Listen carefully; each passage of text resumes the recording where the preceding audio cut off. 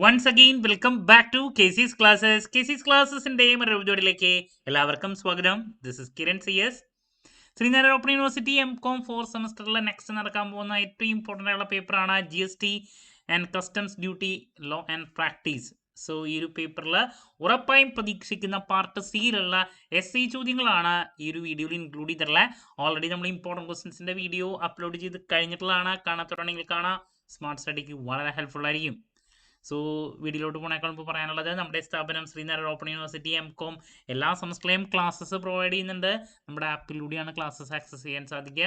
റെക്കോർഡുള്ളതുകൊണ്ട് തന്നെ എപ്പോൾ വേണമെങ്കിലും പഠിച്ച് ഡൗട്ടുള്ളത് ചോദിക്കാനുള്ള അവസരമുണ്ടെന്നുള്ളതാണ്. ഇതുവരെയുള്ള നമ്മുടെ റിസൾട്ട്സ് ഒക്കെ സൂപ്പർ റിസൾട്ട്സ് ആണ് കേട്ടോ. സോ നമ്മുടെ ക്ലാസ്സിൽ ജോയിൻ ചെയ്ത് പഠിച്ച് നല്ല മാർക്ക് മേടിക്കാൻ താല്പര്യമുള്ള സ്റ്റുഡൻസിന് ഡിസ്ക്രിപ്ഷൻ ബോക്സിലുള്ള എൻ്റെ വാട്സപ്പ് നമ്പറിൽ കോൺടാക്ട് ചെയ്യാം, ക്ലാസ്സസ് ആക്സസ് ചെയ്യാം. ഓക്കെ, അപ്പോൾ നമുക്ക് വീഡിയോയിലോട്ട് കിടക്കാം. അപ്പോൾ വീഡിയോയിലോട്ട് പോകുമ്പോൾ പറയാനുള്ളത്, ഇതിൽ SAക്ക് സ്കോപ്പുള്ള ചോദ്യങ്ങളും ഉണ്ട്, ശരിക്കും പറഞ്ഞാൽ സ്കോപ്പ് ഇല്ലാത്ത ചോദ്യങ്ങൾ SAക്ക് ഇടുന്നതും ഉണ്ട്. എന്താണെന്ന് വെച്ചിട്ടുണ്ടെങ്കിൽ ഓരോ ബ്ലോക്കിൽ നിന്നും ഒരു ചോദ്യം എന്തായാലും SA ആയിട്ട് ഇടണം. ചില ബ്ലോക്കുകളിൽ SAക്ക് സ്കോപ്പുള്ള എന്ന് വെച്ചിട്ടുണ്ടെങ്കിൽ 15 മാർക്കിൻ്റെ ഒരു SAക്ക് ശരിക്കും പറഞ്ഞാൽ സ്കോപ്പുള്ള ചോദ്യങ്ങളില്ല. അപ്പോൾ 5 മാർക്കിന് സ്കോപ്പുള്ള ചോദ്യങ്ങൾ അവർ SAക്ക് ഇടുന്നത് കാണാം.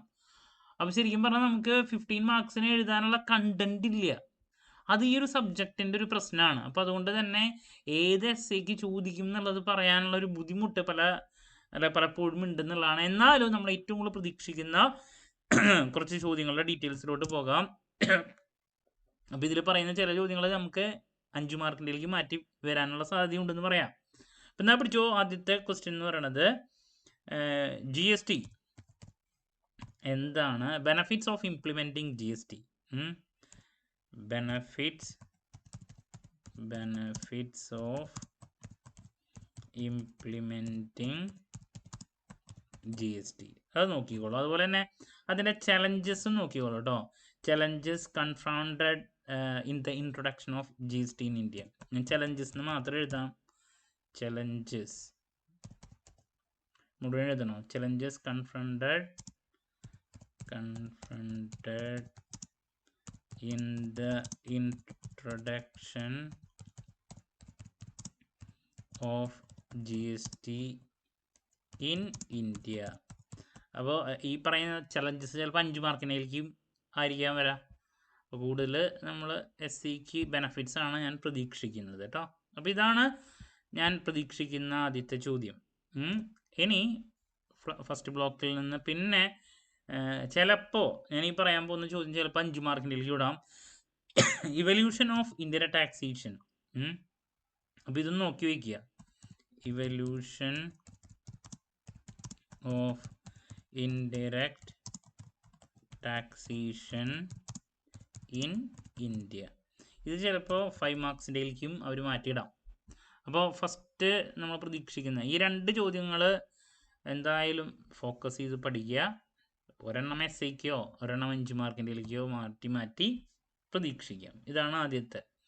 ഇനി നെക്സ്റ്റ് നമ്മൾ എക്സ്പെക്ട് ചെയ്യുന്നൊരു ചോദ്യമാണ് procedure for GST registration. Procedure for GST registration അത് നോക്കുക. അതുപോലെ തന്നെ മറ്റൊരു ചോദ്യം വാല്യുവേഷൻ ഉണ്ട്. വാല്യൂ സപ്ലൈയിലെ valuation rules under GST. Valuation അതൊക്കെ കുറച്ച് ബുദ്ധിമുട്ടായിട്ടുള്ള ടോപ്പിക്കാണ്. അതിൻ്റെ പ്രസൻറ്റേഷൻ എന്ന് പറയുന്നത്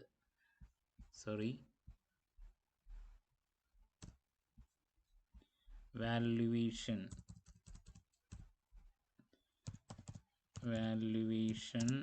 റൂൾസ് അണ്ടർ GST. അപ്പോൾ വേറെ ചോദ്യങ്ങൾ അപ്പുറത്തുണ്ടെങ്കിൽ അത് എഴുതുന്നതായിരിക്കും ബെറ്റർ കേട്ടോ. ഞാനത് മുഴുവനായിട്ടത് സജസ്റ്റ് ചെയ്യില്ല. അതിൽ കുറച്ച് ടെക്നിക്കലായിട്ടുള്ള കാര്യങ്ങൾ ഉള്ളതാണ്. പ്രൊസീജിയർ ഫോർ GST രജിസ്ട്രേഷൻ അത്രത്തോളം ബുദ്ധിമുട്ടെന്ന് പറയാനില്ല ശരിക്കും പറഞ്ഞാൽ. അതാണ് മറ്റൊരു ചോദ്യം. ഇനി നെക്സ്റ്റ് എക്സ്പെക്ട് ചെയ്യുന്നൊരു ചോദ്യമാണ് powers of customs officers. Powers of customs officers easy ചോദ്യമാണ് കേട്ടോ.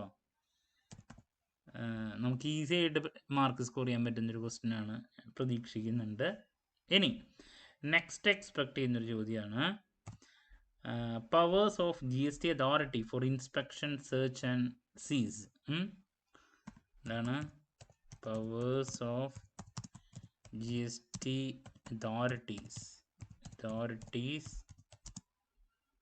for inspection, search and seize. അതും നോക്കി വയ്ക്കുക.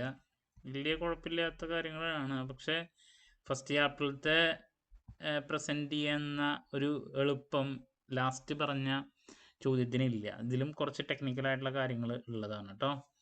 സീസ് under GST law.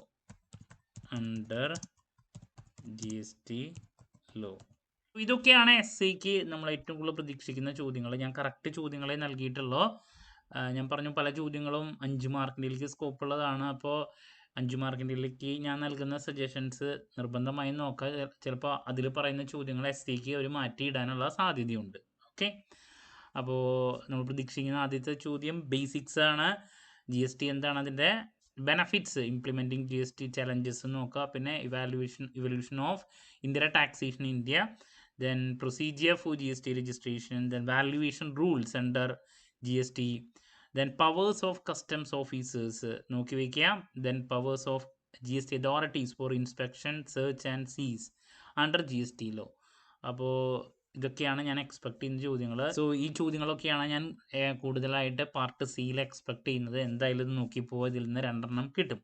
Okay, so മറ്റൊരു വീഡിയോയുമായി വീണ്ടും കാണാമെന്നുള്ള പ്രതീക്ഷയോടെ നിർത്തുന്നു. This is Kiran CS signing off. Have a nice day. Thank you.